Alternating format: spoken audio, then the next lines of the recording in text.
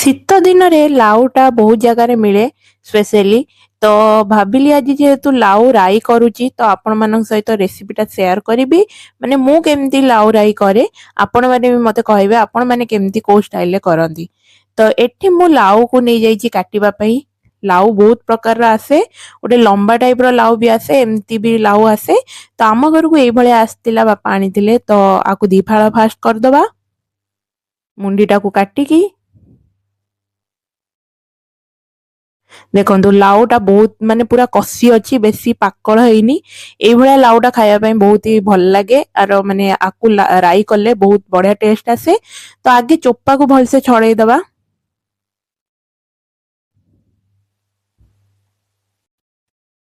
ଭଲସେ ଚୋପା ଛଡେଇ ସାରିକି ତାପରେ ଆକୁ କଣ କରିବା ନା କୁଚ କୁଚ କରିକି କାଟିଦବା। ଲାଉ ଯେତେ ଛୋଟ ଛୋଟ କରିବେ ନା ପୁରା କୁଚେଇ ଦେବେ ନା ବହୁତ ଜଲଦି ସିଝିଯିବ ଆଉ ପାଣି ବି ବେଶୀ ବାହାରିବନି। ଏଠି ପୁରା ମୁଁ ପତଳା ପତଳା କରିକି ପୁରା ଚୁନ ଚୁନ କରିକି କାଟି ଦେଇଛି। ଦେଖନ୍ତୁ ଏଠି ପୁରା ବଢିଆ ସେ କାଟି ଦେଇଛି, ମୁଁ ପୁରା ପତଳା ପତଳା କରିକି କାଟିଛି। ଆଉ ଆଳୁକୁ ବି କିଛିଟା କାଟିଦେବେ ଛୋଟ ଛୋଟ କରିକି। କଢେଇ ଏଠି ମୁଁ ବସେଇ ଦେଇଛି, ଆକୁ ଭଲସେ ପୁରା ଧୋଇ ବି ଦେଇଛି। କଢେଇରେ ପକେଇଦବା। ଆଳୁକୁ ବି ତା ସହିତ ଏକା ସାଙ୍ଗରେ ପକେଇଦେବେ ସିଝିବା ପାଇଁ। ଏଠି ଲୁଣ ସ୍ୱାଦ ଅନୁସାରେ ପକେଇଦେଲି ମୁଁ, ଆଉ ହଳଦୀ ଟିକେ ପକେଇଦବା।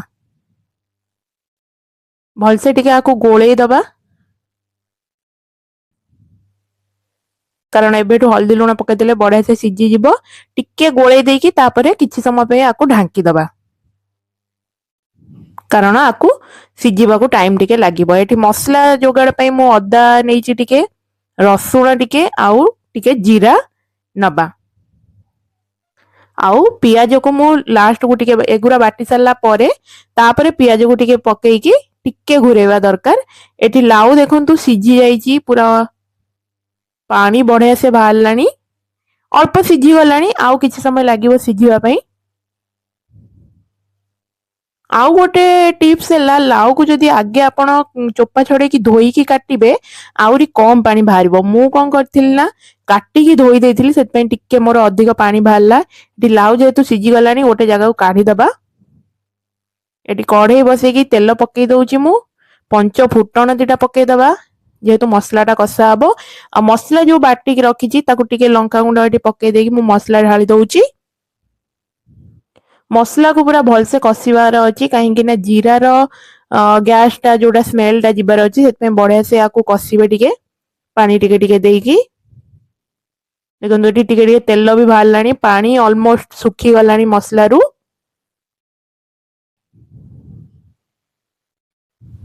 ଦେଖନ୍ତୁ ଏଠି ବଢିଆ ସେ ତେଲ ବାହାରି ଗଲାଣି, ପାଣି ପୁରା ଶୁଖିଗଲାଣି। ଏବେ ଯେହେତୁ ମସଲାର ଗ୍ୟାସ ଟା ପଳେଇଲାଣି ଆଉ କିଛି ଆଦେହରେ ପଡିବନି। ଲାଉକୁ ଯୋଉ ସନ୍ତୁଳିକି ରଖିଥିବେ ତାକୁ ପକେଇଦବା। ଆକୁ ପକେଇ ସାରିଲା ପରେ ଟିକେ ଘାଣ୍ଟି ଦବା, ଘାଣ୍ଟି ଦେଇକି କିଛି ସମୟ ଆକୁ ଛାଡିବା, କାହିଁକି ନା ମସଲା ଟା ଲାଉରେ ପୁରା ମିଶି ଯିବା ପାଇଁ। ମସଲା ଏଠି ପୁରା କଷି ହେଇଯାଇଛି, ଖାଲି ଲାଉ ସନ୍ତୁଳା ଟା ପକେଇ ଦେଇକି ଭଲସେ ଟିକେ କଷିବାର ଆଉ ଅଛି, କାହିଁକି ନା ଟିକେ ମସଲା ସହିତ ଯେମିତି ପୁରା ମିକ୍ସ ହବ ଲାଉ ଟା। ଦେଖନ୍ତୁ ଏଠି ବଢିଆ ସେ ହେଇଯାଇଛି, ଟେକ୍ସଚର ପୁରା କେମିତି ପଳେଇ ଆସିଛି ଦେଖନ୍ତୁ।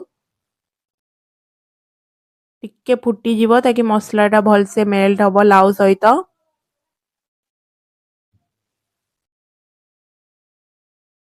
କିଛି ସମୟ ଫୁଟିବା ପାଇଁ ଛାଡିଦବା। ଟିକେ ମୁଁ ଏଠି ପାଣି ଦେଇ ଦଉଛି, କାରଣ ଟିକେ କାଠୁଆ କାଠୁଆ ହେଇଯାଇଛି ନା ସେଥିପାଇଁ।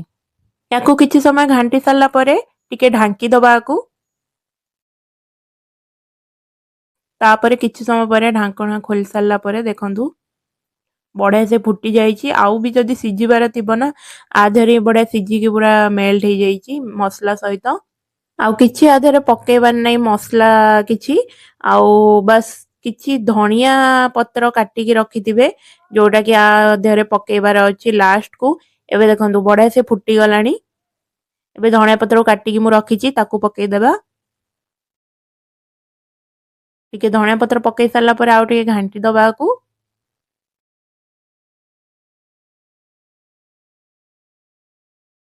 ସ୍ମେଲ ତ ବହୁତ ହି ବଢିଆ ଆସୁଥିଲା, ଟେକ୍ସଚର ବି ବଢିଆ ହେଇଯାଇଛି। और पूरा टेस्टी भी लगे। रेडी हो गला आम ओडिया मानकर मनपसंद लाउ राई, सेटा भी ओडिया स्टाइल रे। जदि एई सब वीडियो आपण मानकु मोर पसंद आसुताए और जदि आहुरी भी मते प्रोत्साहन दबाकू चाहतांती आपण माने ताहाले यूट्यूब रे देखुतिले मो चैनल को सब्सक्राइब निश्चय करिवे और जदि फेसबुक रे देखुतांती ताहाले मो पेज और प्रोफाइल को फॉलो निश्चय करिवे। Thank you.